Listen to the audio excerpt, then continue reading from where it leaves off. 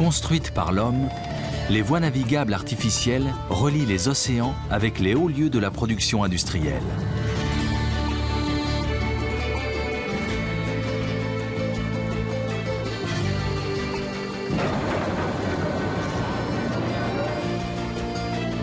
Véritables chefs-d'œuvre d'ingénierie, on les retrouve aux quatre coins du globe, en Europe, en Asie et en Amérique.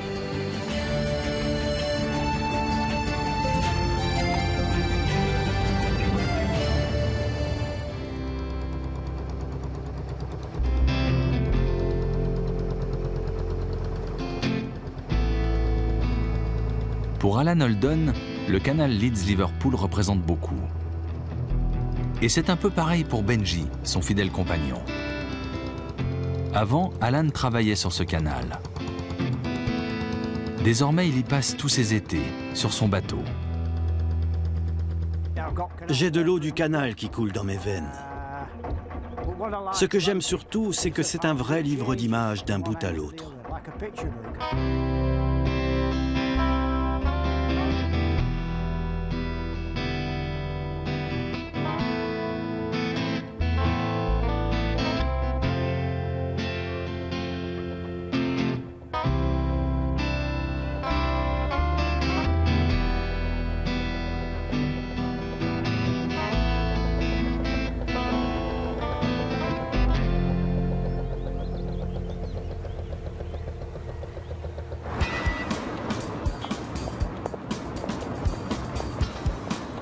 Leeds, la ville anglaise en pleine expansion, est la deuxième place financière après Londres. Et ce dont les banquiers, consultants et autres agents d'assurance ont besoin, c'est de costumes bien taillés.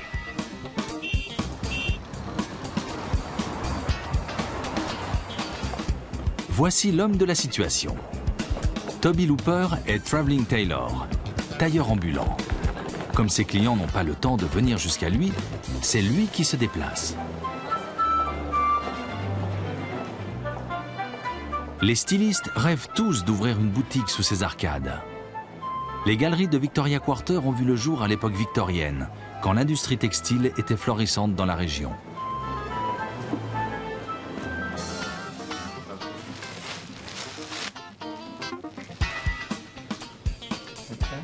Toby est issu d'une longue lignée de fabricants de tissus.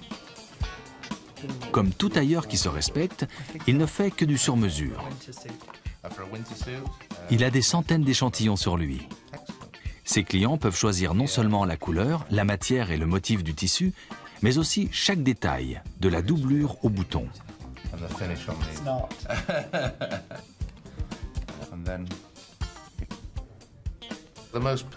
Le costume le plus original que j'ai eu à faire était à rayures et le nom du client était tissé dans chacune d'elles. Ça lui donnait une touche très personnelle. Si vous voulez, je peux vous faire des rayures avec un fil d'or à 22 carats. Mais c'est un peu démesuré. Et cher, j'imagine. Très cher, oui. 10 000 livres le costume. Toby commence par prendre les mesures nécessaires à la fabrication du patron. Ces costumes sont cousus main. Comment vont les affaires? Très bien, merci beaucoup.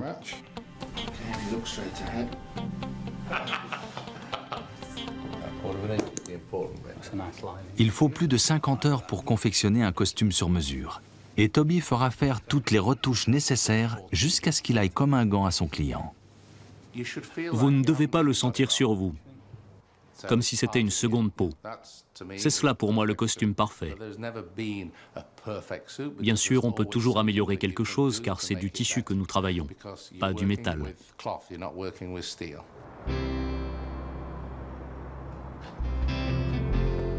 Les anciens entrepôts de tissus et de laine sont devenus des logements. C'est ici, à Clarence Dock, au cœur de Leeds, que commence le voyage d'Alan. L'histoire du canal Leeds-Liverpool se confond avec celle de la révolution industrielle. C'est avec elle que la Canalmania a commencé au XVIIIe siècle. En quelques décennies seulement, tout un réseau de voies d'eau artificielles a vu le jour.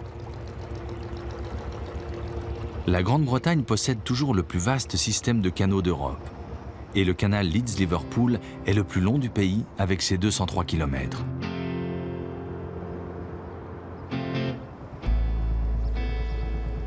Il traverse le nord-ouest de l'Angleterre, de Leeds à Liverpool, en passant par Bingley, Skipton, Burnley, Blackburn et Wigan.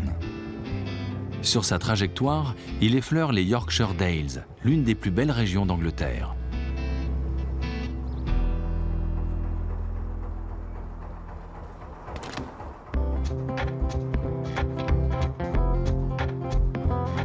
Petit, Alan ouvrait les ponts tournants au passage des Péniches.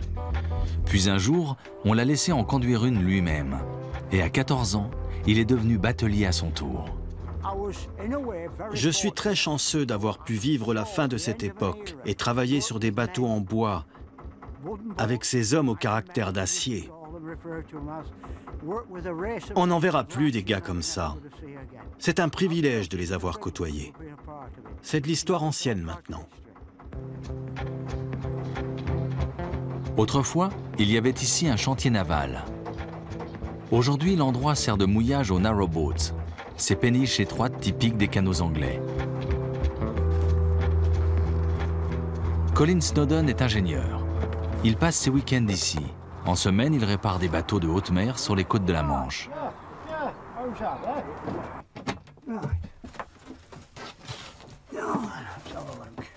Alan possède plus de photos anciennes du canal que n'importe quel service d'archives.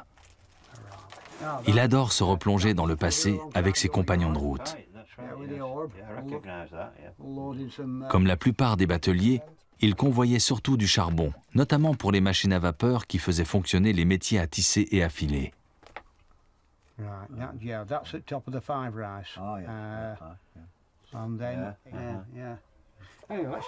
Alan travaillait déjà dans les années 60. Il a connu le canal Leeds-Liverpool en pleine activité. Ça ne traînait pas. Chaque penny et chaque heure comptaient. Le temps, c'était de l'argent.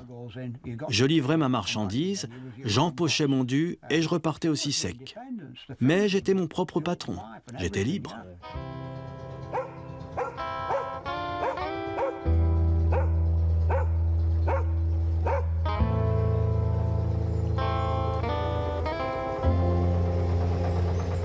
Alan approvisionnait ainsi l'usine Salts Mill.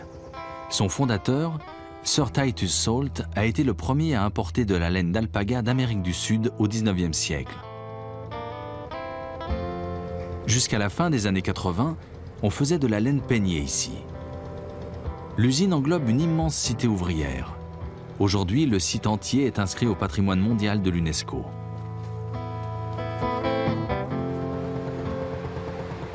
L'escalier d'eau de Bingley, le Bingley Five Rise, est un chef-d'œuvre pour Alan. Ce système de 5 écluses en escalier fait 18 mètres de haut. Ses portes sont les plus hautes du pays.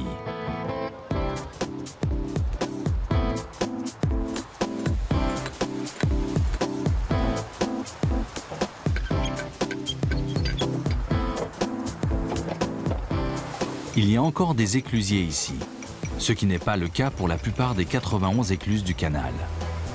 Mais Alan ne peut s'empêcher de leur donner un coup de main. À 66 ans passés, il n'aime pas que ça traîne.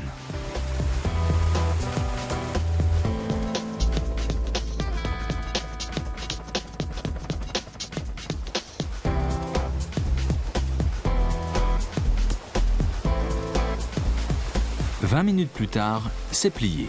Le bateau d'Alan a passé les 5 écluses. L'escalier de Bingley a été inauguré en 1774 à grands coups de canon et de cloches devant des milliers de personnes réunies sur les rives.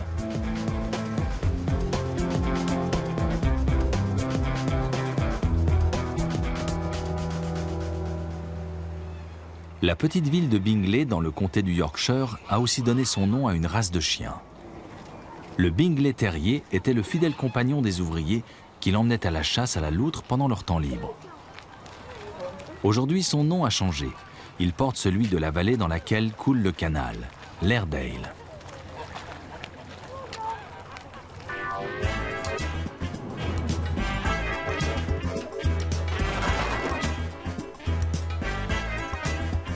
Janie est la chienne de David Ball.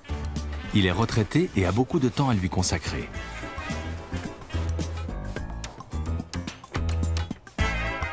Valerie, sa femme, fait participer Janie à des concours de beauté canine. David, lui, veille à ce qu'aucun poil ne dépasse.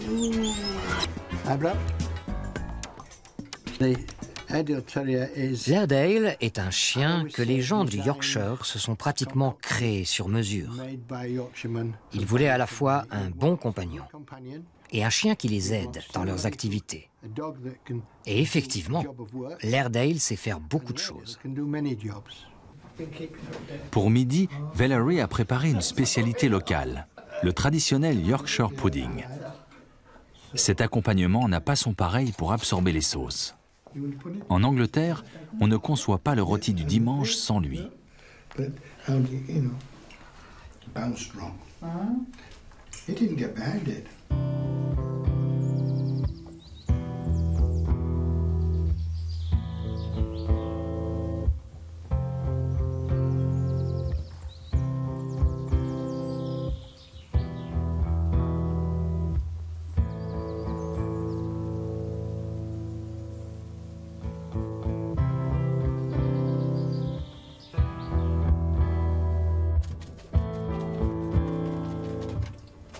Alan est un lève-tôt. Il profite à fond de chaque jour qu'il passe sur le canal. De mars à octobre, il vit sur son bateau et le reste de l'année dans la maison de son fils à Newcastle. Il a 3 enfants. Il est séparé de sa femme Anna et pourtant, il a donné son nom à son bateau quand il l'a fait construire il y a une bonne vingtaine d'années, au moment de son départ à la retraite.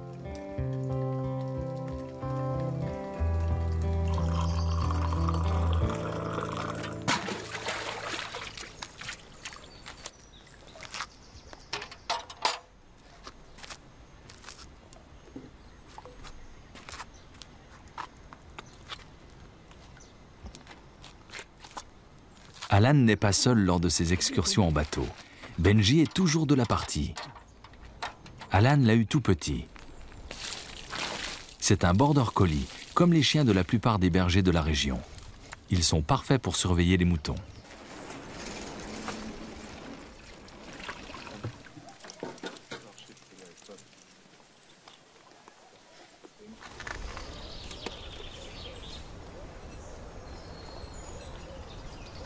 Chaque matin, Alan décide de poursuivre ou non sa route et jusqu'où. Cela dépend du temps, de l'humeur du jour et de comment va Benji. Cela dit, si ça ne tenait qu'au chien, il voyagerait jour et nuit. C'est son canal. Quand on croise un bateau et qu'il se met à aboyer comme un fou, ça veut dire « Qu'est-ce que tu fiches sur mon canal ?»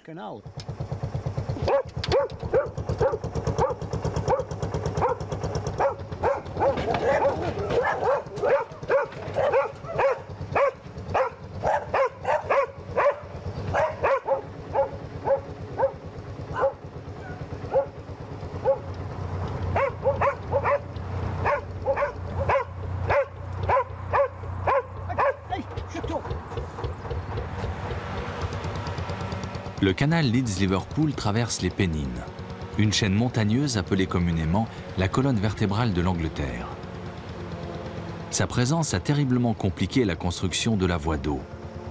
Elle ne s'est achevée qu'au bout de 46 ans de travaux en 1816.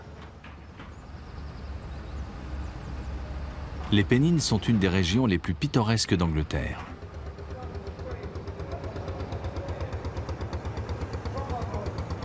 Skipton est la plus jolie ville sur ce trajet.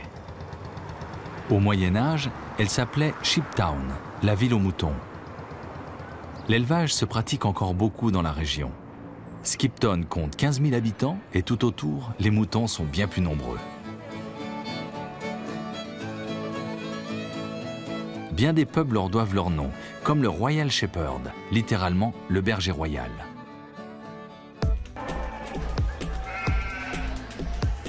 Lundi, c'est le jour des enchères. Ici, pas question de s'endormir en comptant les moutons. Il y en a plus de 3000 à vendre, rien qu'aujourd'hui. Les agneaux ont 4 à 5 mois, pèsent dans les 40 kilos et se vendent autour de 70 €. Des bouchers de l'Europe entière achètent les bêtes des éleveurs de la région comme Roy Nelson. Il vient toutes les semaines, même quand il n'a rien à vendre. Car les paysans ne sont pas là que pour affaires.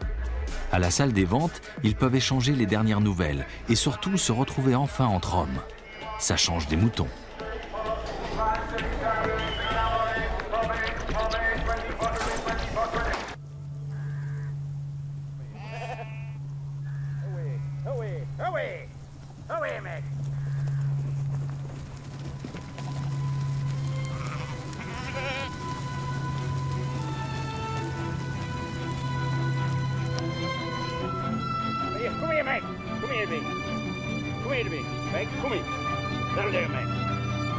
Roy Nelson vit dans la région des Yorkshire Dales, tout seul avec ses 2 border collies et des centaines de moutons.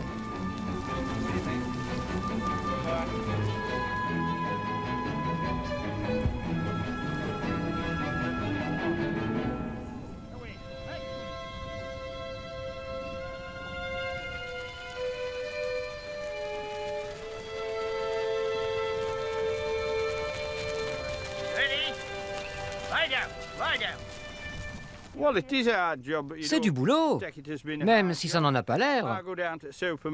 Quand j'arrive le dernier au supermarché, la caissière me dit « On ferme dans 10 minutes, à 5 heures ». Moi, à cette heure-là, je me dis « Mon Dieu, déjà ?» Ma journée n'est jamais assez longue, alors qu'eux, ils ont hâte qu'elle se termine. Beaucoup de gens me disent « Tu ne pars jamais en vacances ». Mais moi, ça ne m'intéresse pas.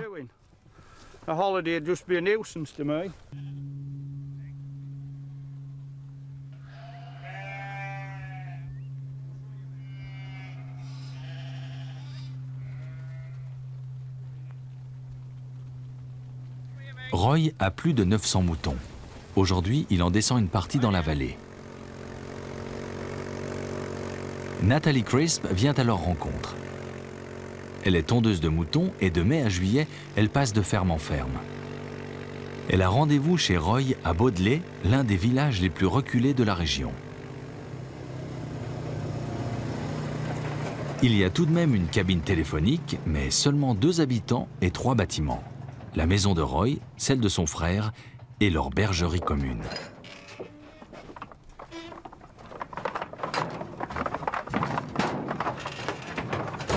Nathalie a 24 ans. Elle est la seule femme dans la région à faire ce métier.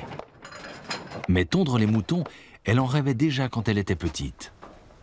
Son père aussi est éleveur. C'est lui qui lui a appris l'art de la tonte.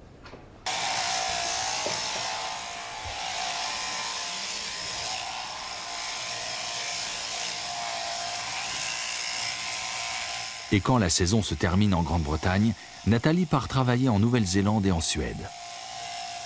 Et le reste du temps, elle fait un apprentissage en pâtisserie.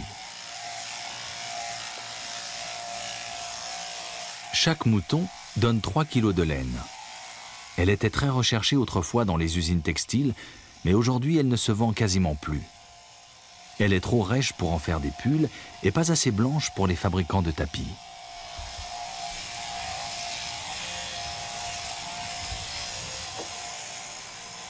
Ainsi, Roy dépense plus d'argent pour faire tondre ses bêtes que leur laine ne lui en rapporte.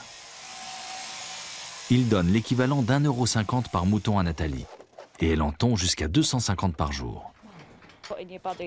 Ça vaut un marathon de soumettre son corps à une telle pression chaque jour. Mais quand tu as passé une bonne journée, quand l'éleveur est satisfait et toi contente de ton travail, il n'y a pas mieux.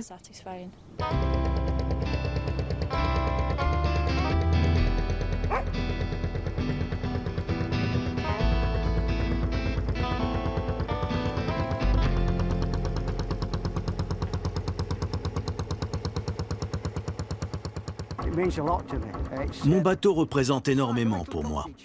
C'est comme une petite maison avec un grand jardin autour. Je peux discuter avec les gens qui passent, apprendre les nouvelles du coin, des potins. Je me suis fait des amis tout au long du canal depuis le temps. C'est comme un village de 207 km de long.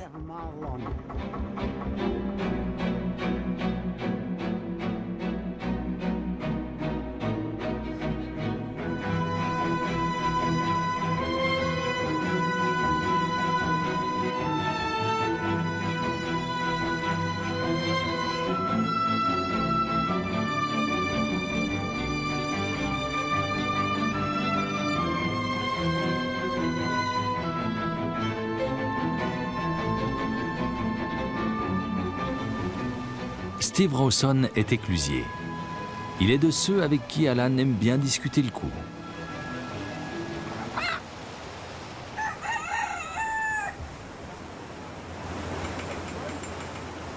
Chaque fois qu'Alan passe, Steve lui donne des œufs pour son petit déjeuner. Avant, c'était l'inverse. Alan donnait toujours une petite part de son chargement aux éclusiers.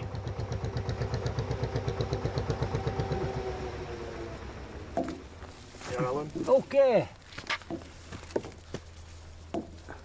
Voilà, je t'ai préparé des œufs. Et moi, j'ai une boîte vide en échange. Merci, je n'en ai jamais assez.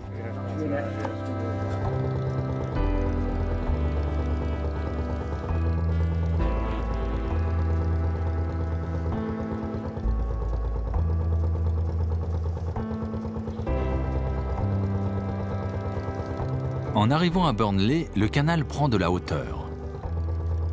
Il est presque aussi haut que les maisons sur plus d'1 kilomètre de long.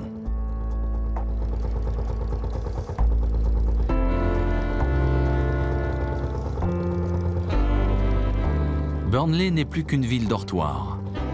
À la grande époque du textile, les usines se comptaient par dizaines ici.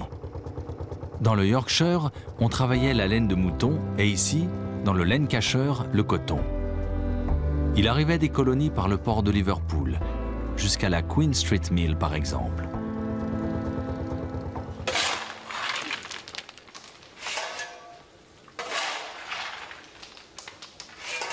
Cette usine était l'un des plus grands ateliers de tissage de la ville. Aujourd'hui, c'est un musée. D'anciens ouvriers ont remis les machines en marche et elles fonctionnent comme il y a plus d'1 siècle.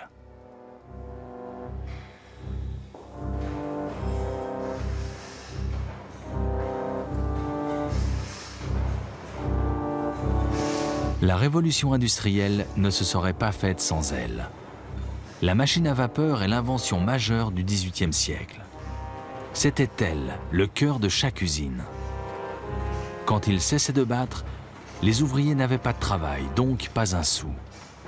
La Queen Street Mill employait près de 150 personnes.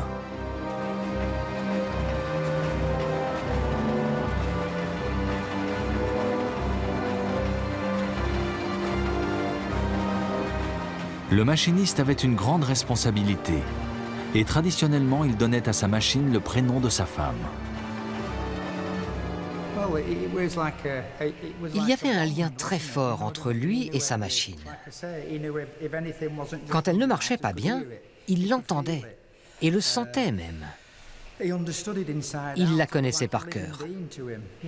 Elle était comme une personne pour lui. Il la respectait et elle le respectait en retour. Et elle fait 68 tours par minute, la même fréquence que les battements du cœur humain. Ça veut tout dire.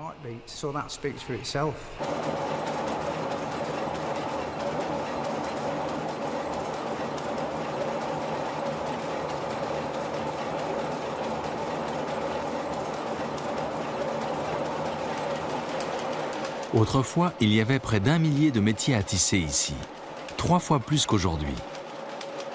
Le vacarme était tel que les ouvriers lisaient sur les lèvres de leurs collègues ou communiquaient par signes. La production a cessé en 1982. La Queen Street Mill était la dernière usine textile de Burnley.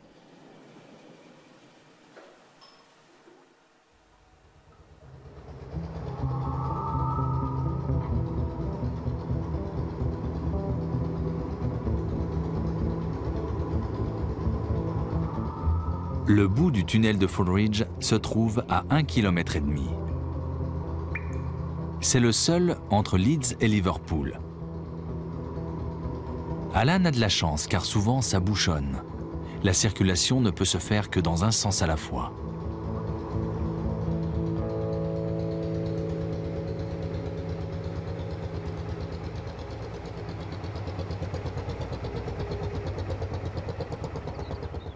Blackburn. Avec ses 100 000 habitants, c'est la plus grande ville au bord du canal. Encore une ville ouvrière, mais avec une touche d'exotisme, car la communauté indo-pakistanaise est particulièrement importante ici.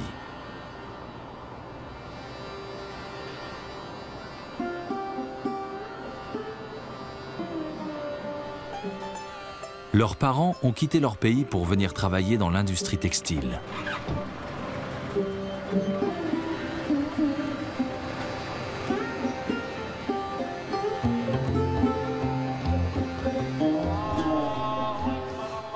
C'est un riche Indien qui a fait construire cette mosquée tout récemment, et un grand volailler indien a racheté les Blackburn Rovers, le club de foot local. Tous les magasins de cette rue commerçante, la Wale Range, appartiennent à des Indiens ou à des Pakistanais.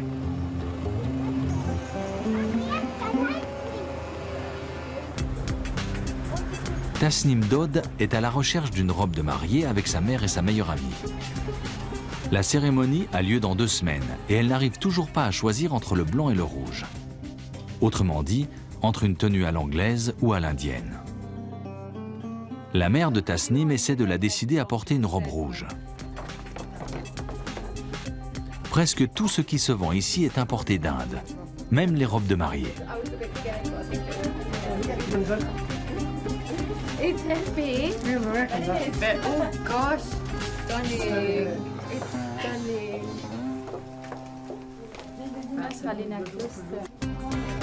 Tasnim a 25 ans. Cela fait 1 an déjà qu'elle prépare la fête. Elle a même quitté son poste d'animatrice à la radio. Elle ne pense plus qu'à son mariage. Je crois que le plus émouvant pour moi, ce sera le rituel lui-même. Après, ça y est, c'est gravé. Tu es marié pour toujours. J'attends ça avec impatience, mais ça me stresse beaucoup.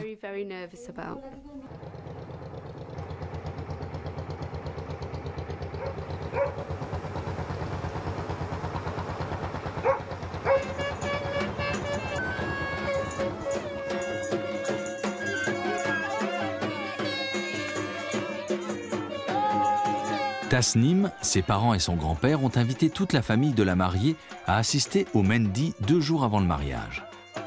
C'est par ce rituel qu'il célèbre son départ du foyer. Beaucoup sont venus d'Inde pour assister à la cérémonie.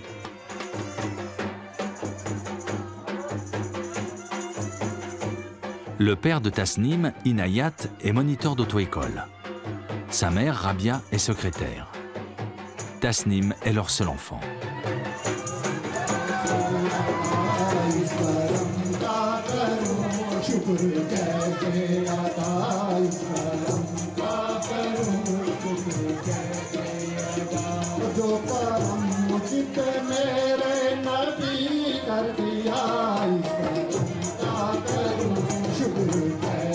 Les invités frictionnent la future mariée de curcuma.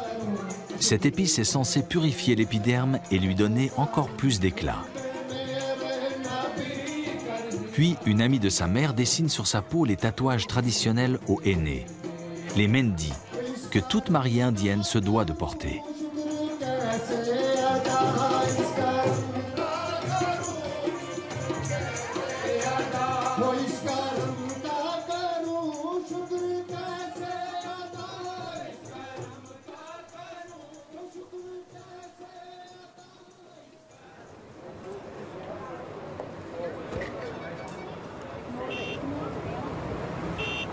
Dimanche, le grand jour. Les parents de Tasnim ont loué une Beauford, une voiture typiquement britannique, avec chauffeur. Et la plus grande salle de concert de Blackburn, le King George's Hall. Tasnim a finalement opté pour une robe blanche. Sa mère, elle, est habillée à l'indienne. 1500 invités attendent la mariée.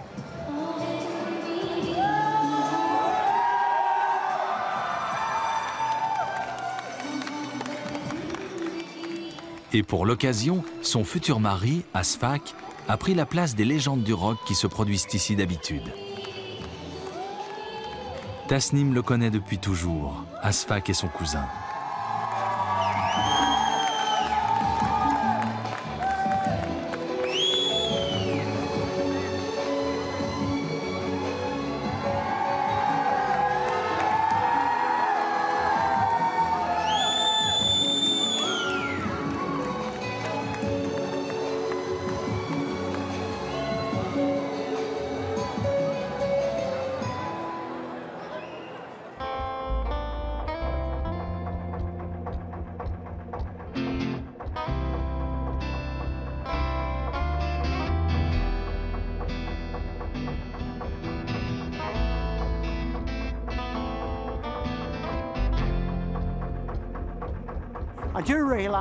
Je vois bien que le monde bouge.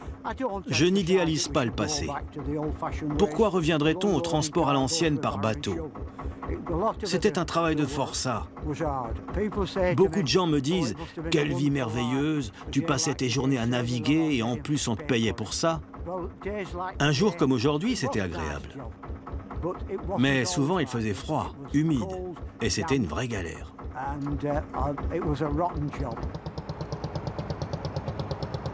Wigan Pier, le quai de la petite ville de Wigan, est devenu célèbre grâce à George Orwell. L'écrivain a passé 2 mois ici dans les années 30 pour écrire Le quai de Wigan, une analyse de la situation de la classe ouvrière dans le nord de l'Angleterre.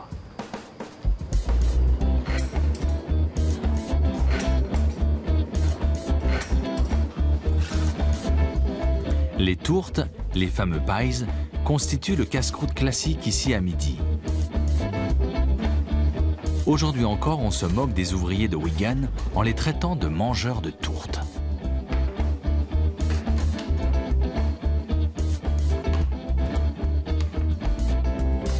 Alan aime tellement les tourtes qu'il a une bonne adresse dans chaque ville ou chaque village que le canal traverse. Bonjour, qu'est-ce que vous proposez aujourd'hui? Viande et oignons ou viande et pommes de terre? Alors ça sera viande et pommes de terre.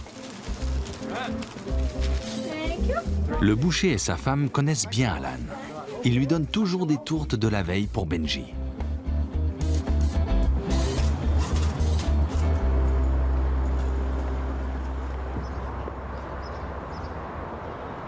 Alan ne se met à quai que là où il est sûr de pouvoir recevoir la télévision. Il préfère la regarder tranquillement dans son bateau parce que dans un pub, Benji est moins à l'aise.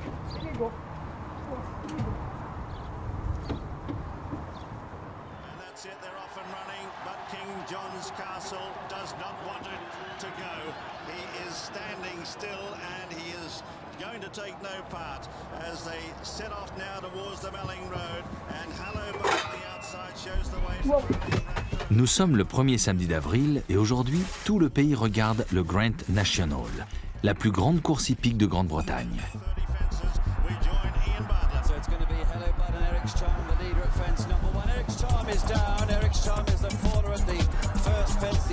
C'est aussi la course d'obstacles la plus difficile du monde.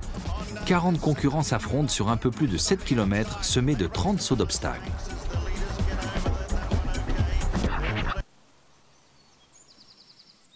La veille, l'endroit est encore bien calme.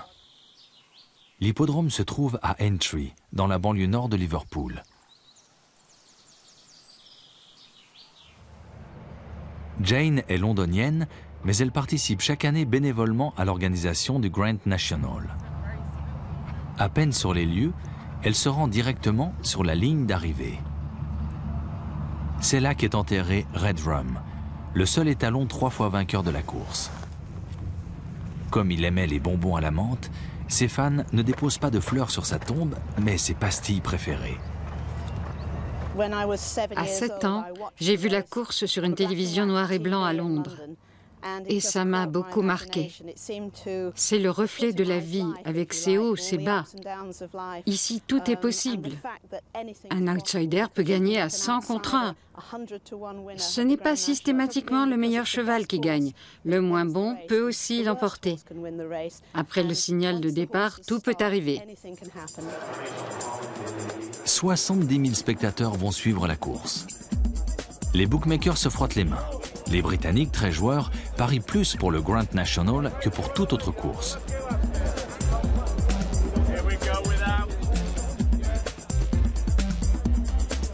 Anthony Ward et son fils David misent sur la gouaille et l'humour pour attirer les parieurs. Ces 2 bookmakers de Newcastle sont chaque week-end sur un hippodrome différent. Mais pour eux aussi, le Grand National sort du lot.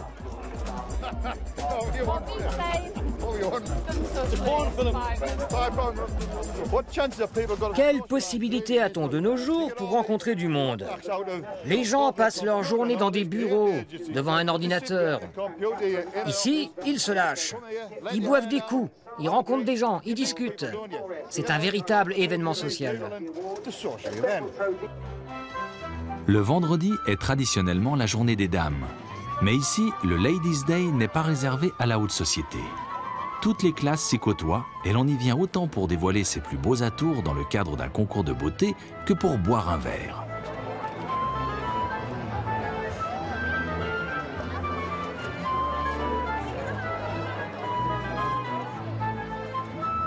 La plupart des ladies espèrent ainsi gagner une voiture, un voyage ou un autre cadeau.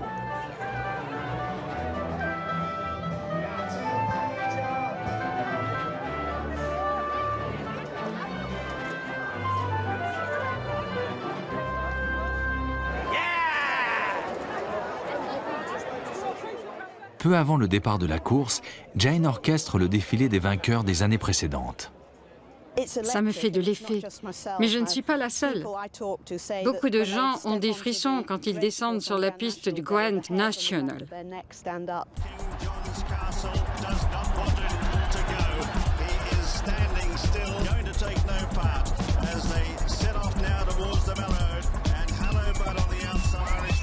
Le canal turn est l'un des obstacles les plus difficiles de la course. Car juste après, les chevaux doivent tourner à 90 degrés pour éviter le canal Leeds-Liverpool qui longe la piste à cet endroit. On raconte qu'avant que l'on installe cette barrière de sécurité, un cheval qui avait perdu son cavalier s'est noyé dans le canal. Seul un tiers des concurrents franchit la ligne d'arrivée. Mais celui qui atteint le premier la tombe de Red Rum est assuré d'être un héros dans tout le pays.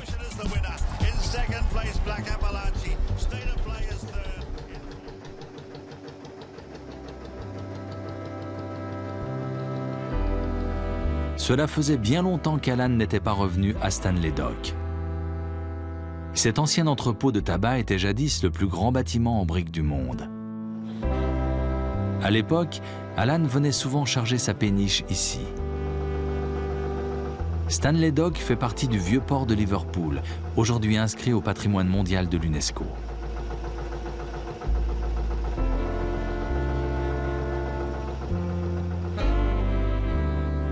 Ces vieux bâtiments en briques font des décors de cinéma très recherchés. Une scène d'action du dernier Sherlock Holmes a été tournée ici récemment. Bientôt, le site sera réhabilité pour accueillir des bureaux et des habitations.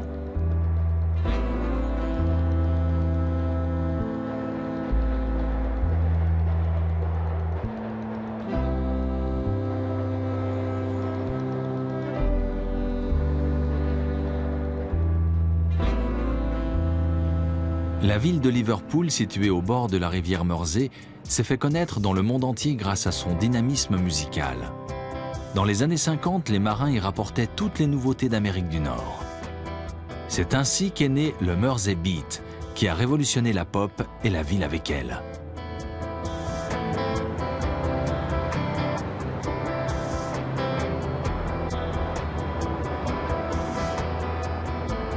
En 2009, on a prolongé le canal Leeds-Liverpool. Le nouveau tronçon qui file parallèlement à la Mersey relie les docks historiques. Voici l'un des entrepôts les plus anciens de Liverpool, au bord du fleuve.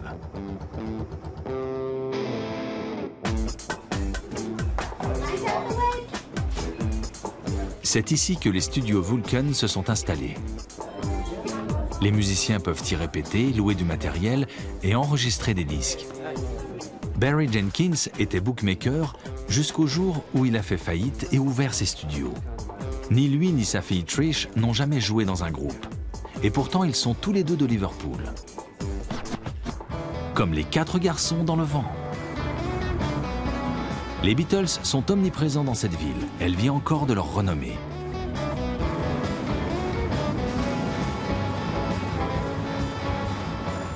Qui ça? On est tous des post-Beatles. Les Beatles étaient ici au début des années 60 et ils sont partis de Liverpool en 63. Mais ils ont laissé un héritage et beaucoup aspirent à être musiciens comme eux. Oui, tout le monde aimerait être les Beatles d'aujourd'hui. Il y a aussi beaucoup de gens ici qui détestent les Beatles et ce qu'ils représentent.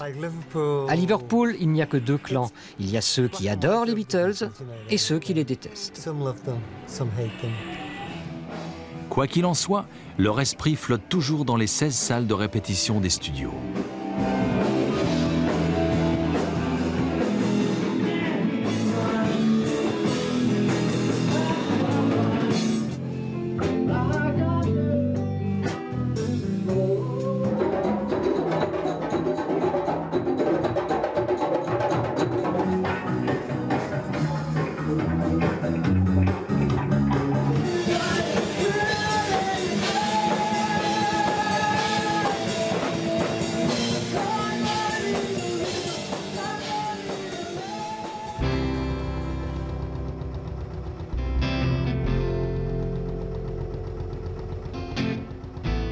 Alan est arrivé à l'Albert Dock, sa destination finale. On le considère comme le premier bâtiment ignifugé du monde car il est entièrement fait de fonte et de briques. Aujourd'hui, il a été réhabilité et transformé pour accueillir les touristes.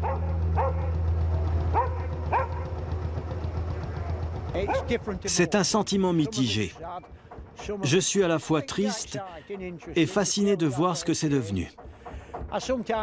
Parfois, je reste perplexe, comme quand quelqu'un meurt et que l'on vous demande si vous voulez le voir une dernière fois. Certains préfèrent se souvenir de lui vivant. C'est parfois ce que je ressens avec les lieux que j'ai connus jadis.